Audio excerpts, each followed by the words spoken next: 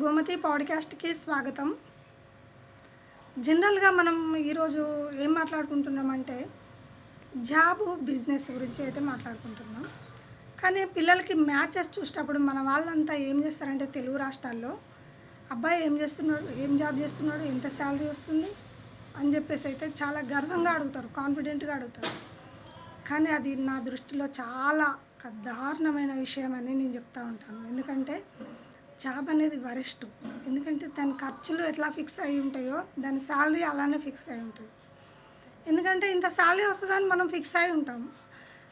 అట్లాంటి ఆ శాలరీ రాకముందే మనం ఫిక్స్ అయి ఉంటాం. ఖర్చులకు కూడా అదే విధంగా ఫిక్స్ అయి ఉంటాం అన్నమాట.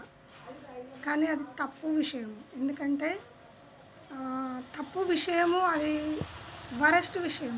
ఎందుకంటే బిజినెస్లో ఉన్నంత ఎంజాయ్మెంటు ఎందులో ఉండదు. Unlimited cash. మనం కౌంటర్ మీద కూర్చున్నామంటే రాజులాగా కూర్చోవచ్చు. మంచిగా రోజు 30,000, 40,000, 70,000, 1,00,000 సంపాదించే వాళ్ళు కూడా ఉన్నారు. రోజుకి 1,00,000 సంపాదించే వాళ్ళు కూడా ఉన్నారు. అది మన సత్తా. ఎందుకంటే మన పెట్టుబడి ఎంతైతే పెడతామో పిండి కొద్ది రొట్టె అన్నమాట.